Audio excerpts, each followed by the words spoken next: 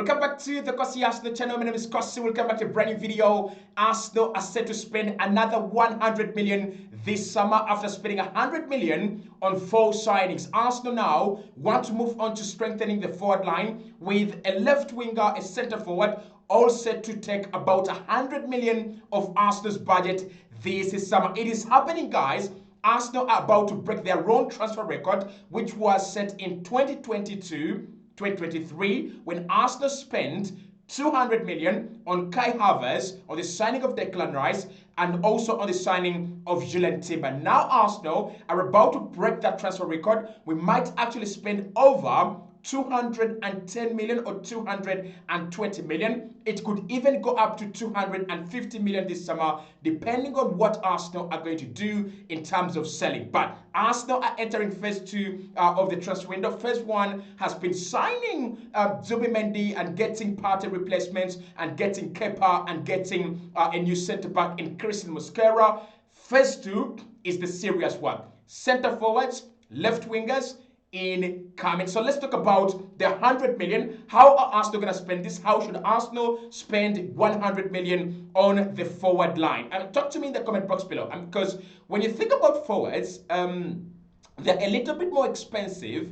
as compared to goalkeepers, as compared to defenders, and as compared to backup players. I mean, if you want a player who's going to start on the left wing, that's a lot of money. If you want a player who's going to start at centre forward, that is a lot of money. And if Mikel Arteta still wants to sign another midfielder, kind of an attacking midfielder or a right wing back, for Bukayo Saka, that could also be a lot of money. So how should Arsenal spend this? How would you spend it if you had 100 million and you wanted to strengthen the attack for Arsenal? Now, the first thing I want to say to Andre Bata and Mikel Arteta, they have absolutely done very well. They've spent 100 million on more signings than we anticipated. We thought that Arsenal would go out there and sign a left winger and send a centre forward, possibly one midfielder and one defender. We thought that Arsenal could do 4 signings or 5 signings this summer. But they have gone and signed players in areas that matter, and they have spent a good part of the budget, but it is not wasteful. I don't think Arsenal are scared that we have spent 100 million on 4 players and we don't have enough money. We went into this summer knowing that it's a summer to sign players that are going to elevate us to the next level, take us to the level where you're challenging with Liverpool, you're challenging Manchester City, and that means 200 million plus. It was said by, I think it was Simon Jordan in 2022, said if Arsenal want to compete at the highest level every single year, they've got to go and spend 200 million. And personally, I was like, what is this guy talking about? But the 1 year where Arsenal failed to spend good money, which was last year, we fumbled the league to Liverpool. We gave the league to Liverpool without a fighting chance. So Arsenal have 100 million plus to go and sign forwards. What should we do? The first question is, what are we really looking for on the forward market? What is that that we don't have in this team that we're so desperate to add, especially on the left wing and also at centre forward? I think the first thing that Mikel Arteta will be looking at, although this team is not creating enough, although this team is not clinical enough, but the first thing Mikel Arteta is going to be looking at in players outside Arsenal is the ability to fit into our system. And if you think that's a joke, it's not easy. It's not easy for players to come from wherever they come from and fit into a Pep Guardiola style, a Mikel Arteta style, or any manager's style, for instance. So we want players that actually resemble what we have, but are better. If you want a left winger, Trossard has done it well, and Gabriel Martinelli has done it well for Arsenal, but we want to upgrade. If you want a centre forward, Kai Havertz is doing the fundamentals for Mikel Arteta very well, but we want an upgrade. We want someone that can drop deep into midfield the way Kai does it, allow other players to run past him, has very, very good hold-up play, but then can also be a box presence and score goals, right? So what Arsenal are looking for, number 1, is a player that is flexible enough and a player that is very, very...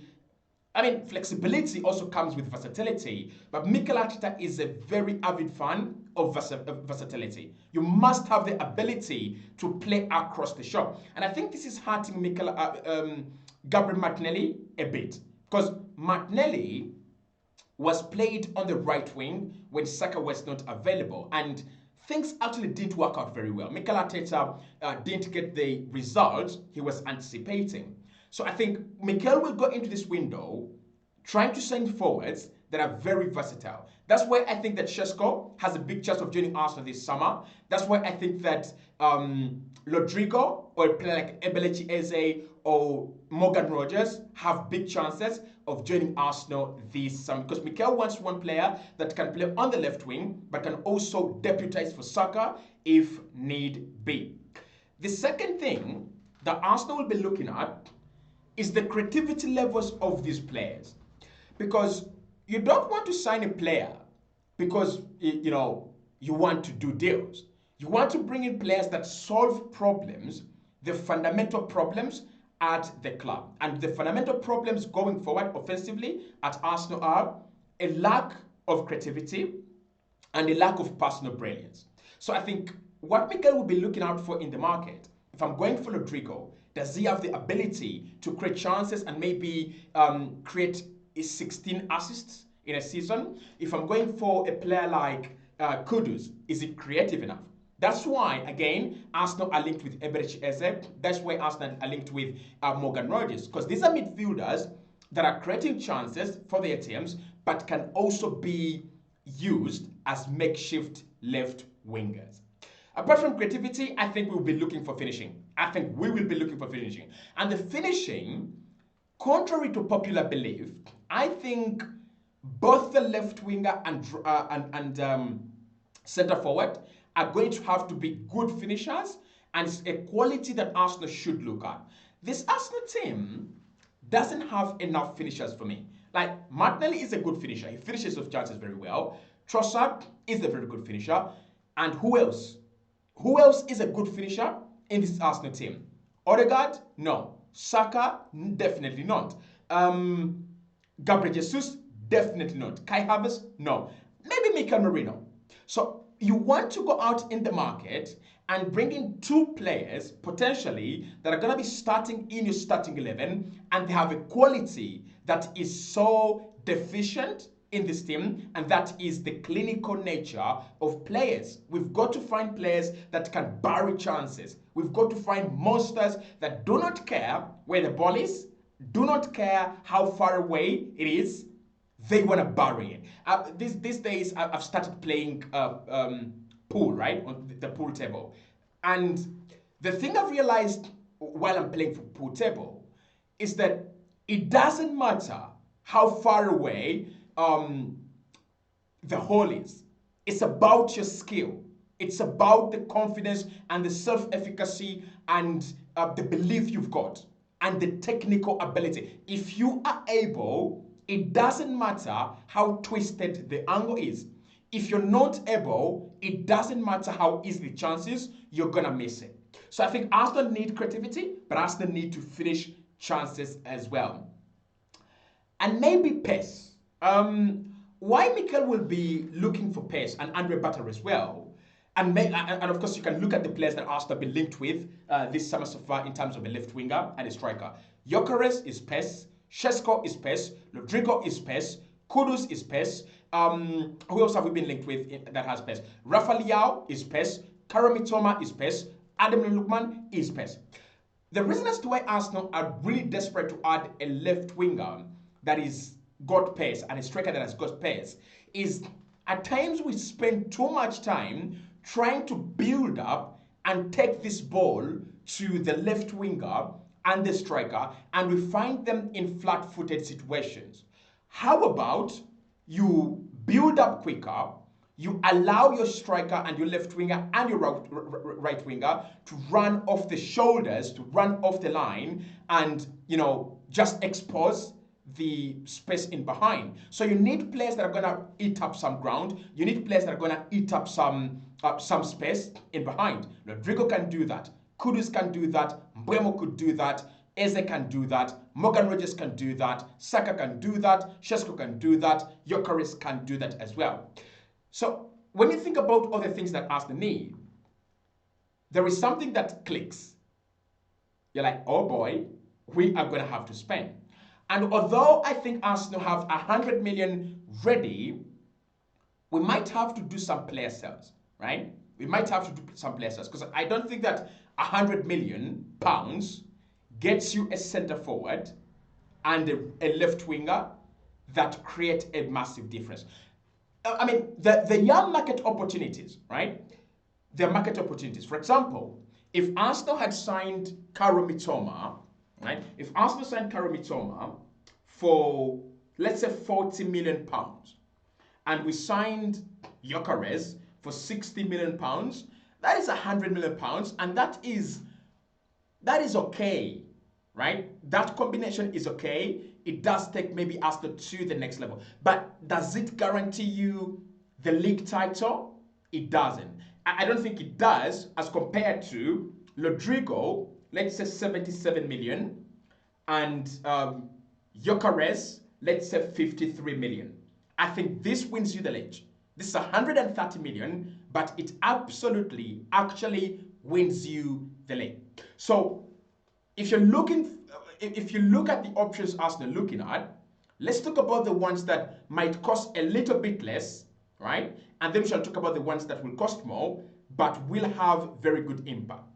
Number one, Eberechi Eze. With Eberechi Eze, I don't think Crystal Palace are going to reduce the asking price. It's 68 million pounds in the release clause, and that's it. It can be paid across installments. That is where Arsenal are very, very alert to the situation. When it comes to Eze, this is what I think, right? I think he can play as a number 10. I think he can play as a number 8, right?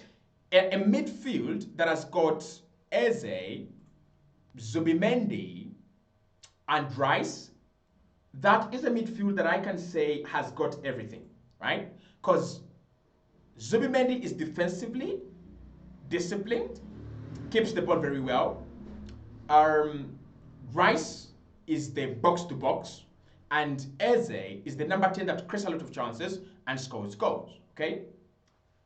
But for a left winger, I don't trust Eze. I really don't trust Eze.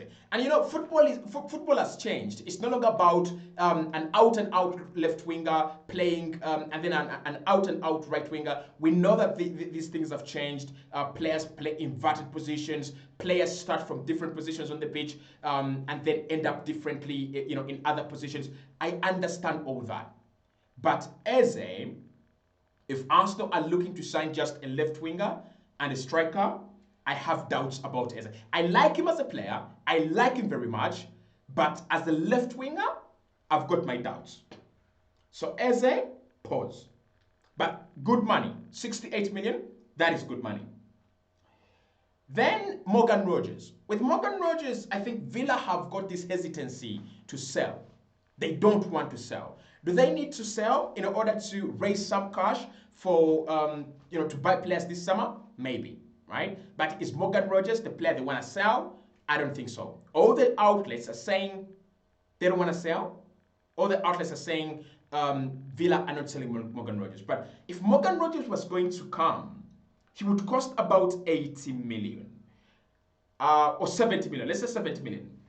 70 million for Morgan Rogers makes a lot of sense than 68 million for Eberechi Eze. This is the reason. The difference is just 2 million, right? That's number one. Number two, I think Morgan Rogers fits better at left wing. Like Morgan Rogers is closer to a player like Xavi Simons, right? He's not an out-and-out left winger, but he's a player that can start on the left wing and then drift kind of in the middle and finish in the middle of the park or in the middle of the penalty area. Morgan Rogers can do that. I can see Morgan Rogers have one season, whether at Villa or at Arsenal or elsewhere, I can see him have a season where he can bang in like 20 goals. He's got that ability. We saw it last season. So Morgan Rogers, I would take. Rodrigo, 77 million, 80 million pounds, no doubt. I would take him within a heartbeat. Kudus, if Kudus was to cost about 65 million or 60 million, I would take him. Because Kudus has got the versatility that we've been talking about. And number 10 can play as a revolving number 8, can also play on either flanks of the attack. I think Kudi is a very nice option. For centre forward, I think it's Shesko and Gyökeres, but for me, the pair I would go for if we're to spend 100 million, and we are going to spend 100 million, the pair that solves our problems the most is Rodrigo and Shesko. Because Shesko, with his spin in behind, Rodrigo and Shesko are extraordinarily quick, right? So you replace the pace of Martinelli that you're losing, but you also upgrade on the quality by Rodrigo signing. So for me, the pair that I would say Arsenal should go for is Rodrigo 77 million and Benjamin Sesko for about 60 million pounds. That would cost us about 137 million pounds. 137 million pounds. If Arsenal really want to upgrade, it's going to cost a minimum of 130 million pounds.